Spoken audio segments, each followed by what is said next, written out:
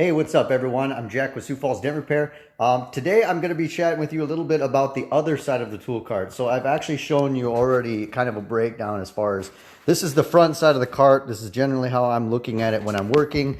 Generally, these are the tools all in the front side of the cart, and those are in the back side that are slightly less used, not so much, but tend to be anyway. So let's go ahead and turn this beast around and see what we've got else on here. So basically, every tool in here is what is called a whale tail. So that's why there's these little slits in here. These are specific to a certain type of tool. So these are what are whale tails. So what a whale tail does is that is a tool that we would stick in between a brace and then slowly twist the tool like this. So think of it like this. If you're going in between a brace like this, you're going to be twisting the tool like this and pushing up on the right side there and prying off of the left side. So man, this is really focusing bad. So pushing off the side on that, pushing the dent on that side. And as you can see, there's quite a few different variations I've got here. So kind of going from left to right here. So these are kind of organized roughly by length and size-ish. So these are the shortest of ones that I have. And I believe they actually make a shorter one than this, if I remember right. So these are actually all, wow, yeah, every one of these is actually made by Dent Craft. So these are pretty good selection of tools, and they're really strong. So the next one over here is basically the little bit longer version of that. So as you can see, whatever, that's pretty close. So so anyway, so these are just a little bit longer, or the red one is a little bit longer than the orange handled one. So you might be looking at this going, what is all that discoloration on there? Well, what that's from actually, hey, what's up, man? What that's actually from is heating it up with a torch. So when we need to go between a brace, what we'll do is we'll get this MAP gas torch out and actually apply heat to the tool to actually allow it to be heated up. And depending on how hot I need to get it, sometimes I'll make it pretty hot, not glowing red hot, but definitely warmer. And what that does is that allows me to then stick it through the braced area. So if there's any type of hard glue or anything like that, instead of taking a, what some guys used to do back in the day, actually, I think I have one. I haven't used this tool in forever. All right, I didn't turn all the lights on, but maybe you get the point. So, so anyways, this is what's called a glue cutter. So back in the day, well, back quite a few years ago, this was kind of a go-to way for cutting glue and stuff. I can't remember the last time I used this. I mean, this whole entire year, I don't think I've used this thing at all. So this is a glue cutting tool. This is actually available. I think this is the A1 one. I'm not really sure where this is actually from.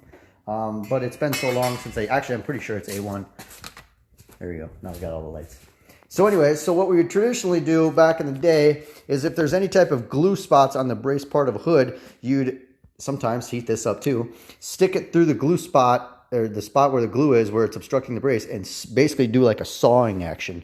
Well, the problem with that is it ends up cutting way too much glue out of, you end up cutting a lot of the braced area where it's glued in, and then typically, I guess, I don't recall ever actually having a problem with this, but in theory, you're cutting all the support out of the hood, and that is going to allow the panel to basically flutter or wobble when it's going down, like let's say the interstate, for instance. Now again, I'm speaking in kind of a worst case scenario, and it's probably not actually really an issue, but it is compromising the structure of the car, and not actually, well, not like a hard structure, but you try to always do as less invasive of stuff as you can. So how you get around that is you can actually heat up the tools and stick them through the spot where you need to get through, where the glue is, and you're only going to disrupt this little tiny bit of area. Instead of trying to stick that big old saw blade in there and saw away all the way across, that's just strictly not the case anymore. So basically, going over to the other side, this is basically the same tool, just a little bit longer. Now the yellow one here is actually a skinnier version, so this is actually even a little bit nastier looking. Let's see if I can get that to focus. Come on, there we go. All right, well anyways, doesn't really matter. But anyway, so this tool is a little bit about the same length as Pinky here. Nope, never mind, not quite. But it's a lot skinnier, as you can see. So this allows us to get in even tighter areas, smaller areas. This is the same size as the pinky, just longer. And the biggest ones are actually these double colored ones. I use this one because it's shorter. This is an extra wide whale tail. So see how wide that bad boy is? Now compare that to the skinniest one. The difference there. So when you're trying to get between a super wide brace that maybe has a big gap between it or something like that, you can really crank and leverage on this. And actually, if I remember right, I believe Dent Craft actually makes a wider wider whale tail than this bad boy. So anyways, so that's just kind of a run through of the whale tail side of all the tools. And then over here, I've got just some kind of miscellaneous stuff. These are actually a lot of door related style tools. The other door tool, the one I actually showed, I believe it was in yesterday's video, was this guy. Pdr Finesse, I think this is the 36S, I think is what I said last night. Yeah. And then I've got another Pdr Finesse tool here. This is actually very similar, but it's a flag style tip. So this is an adjustable handle as well. And it's got a little bit of tessa tape on there just to soften the push a little bit on us, for us. And then this is another Pdr Finesse tool. This is another, I can't think of what the name of this tool is, but it's got a double bend.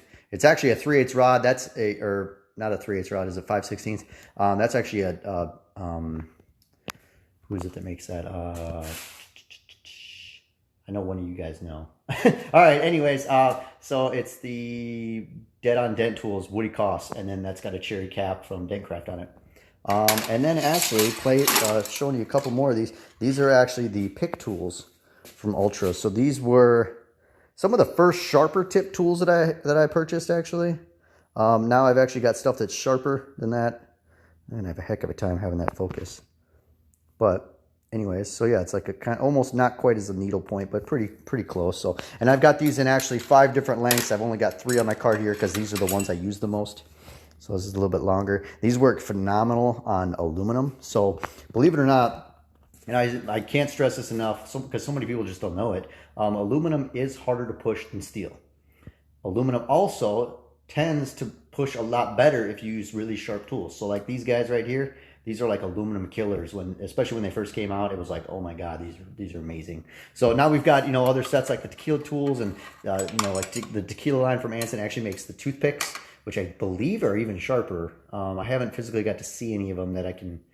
I did an MT, but I haven't actually got to use any, so I need to get on that. So anyways, and last but not least, this one little guy right here. So probably going, what the heck kind of handle is that? This is the Pdr College humpback tool from A1 Tools. So believe it or not, I don't even know how A1 makes any money, but this tool here I think is like 30 bucks, or maybe it's even 40. It's so stinking cheap. It works so well. And you're probably looking at that tip going like, what the heck is going on there?